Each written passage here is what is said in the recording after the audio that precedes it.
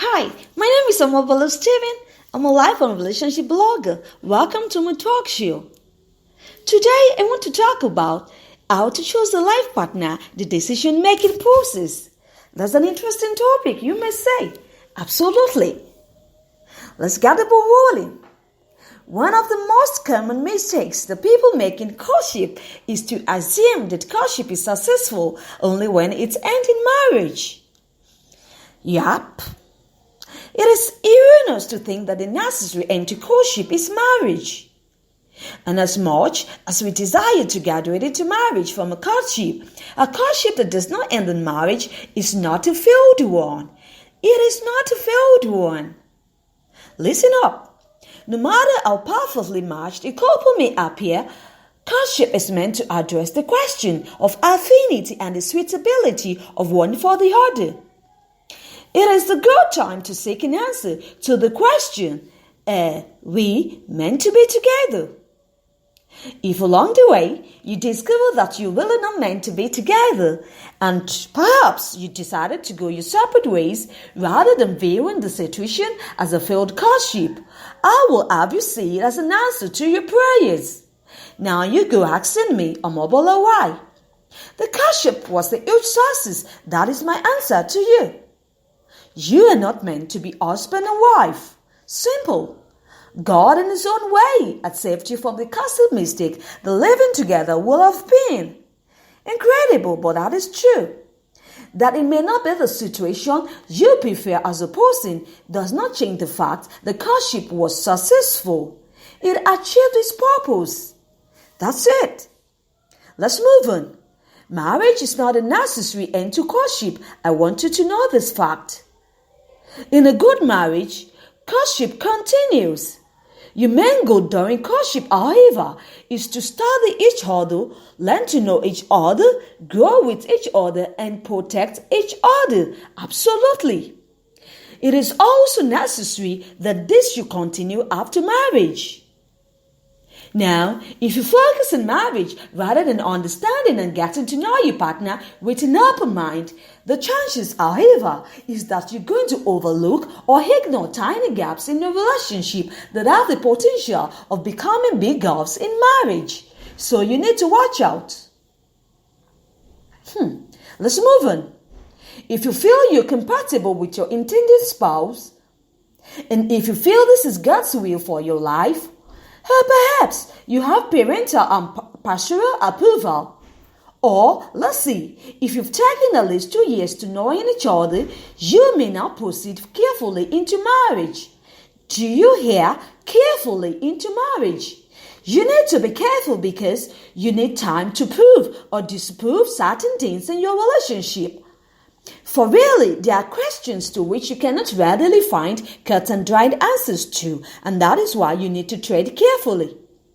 Now, let's see.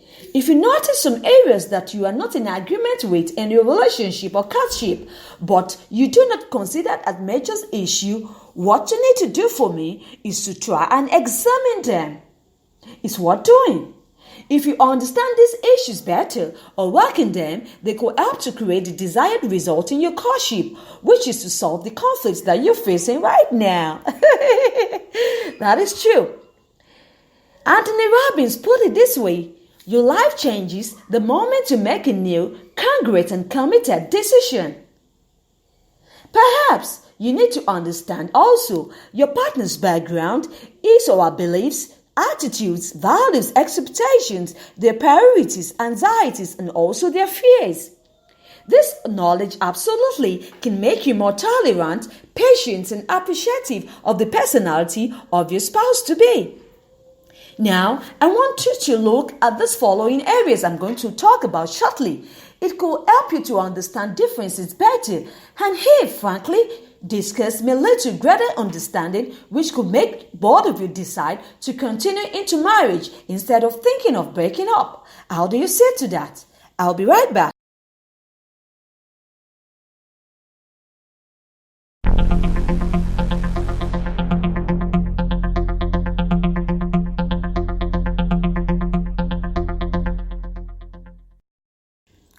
Welcome. Now let's eat it. Background differences.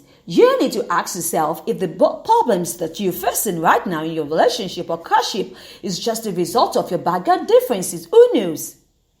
Does a disagreement, for example, stem from small differences you can both work in?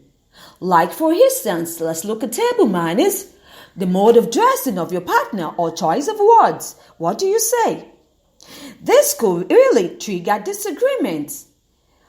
Okay, something like our birthdays should be celebrated if at all could pose a major challenge in your marriage. That's true. It may depend on how it was done in your own family when you're growing up, so you need to watch it. You know what? Courtship really is the time to straighten things up. I need to emphasize on this. It's the time to straighten things up. You need to take time to look into your intended spouse's background while you're courting. How he or she coexists with your family.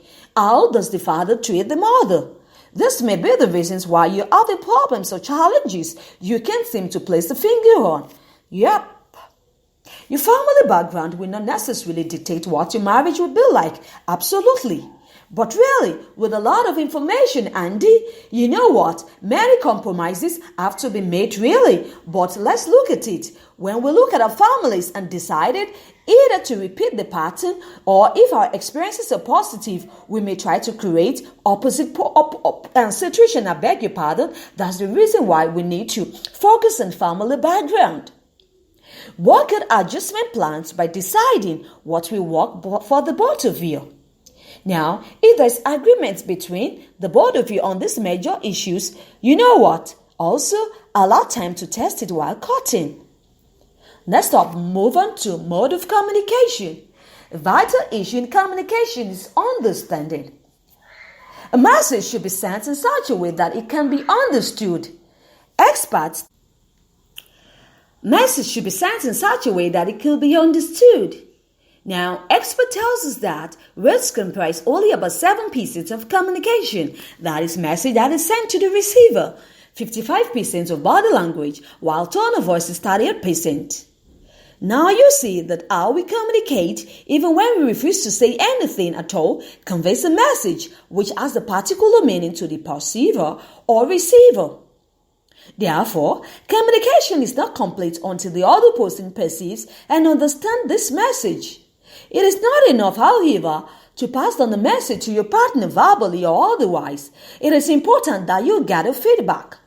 This will show you how much the other person has understood your marriage or your communication or your message, I beg your pardon.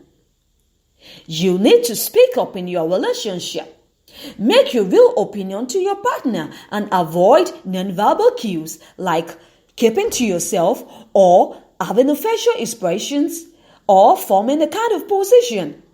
Do not leave your partner wondering what you meant to say or what is going on in your mind. Even though you're communicating when you're not talking, you should rather choose to talk because you don't want to be understood by your partner. This, however, should not suggest that when communication is verbal, there is always a perfect understanding. Not at all. In some cases, non-verbal cues interferes with the message that we receive. Absolutely. This could either amplify or adulterate the message that was given. What we finally pick up at the end of the day may be at variance to what was actually intended. This is why communication is said to be incomplete until there's a feedback. The feedback conveys to us what our partners have received, interpreted, and have made of what we communicated. Now, this is absolutely necessary. Next up, let's look at conflict resolution. Handling conflicts the wrong way may also be responsible for your wanting to break up a promising relationship.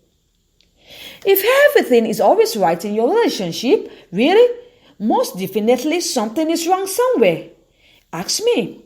One or both of you are pretending, suppressing emotions, or either bottling up anger, which is not good for you and also your health.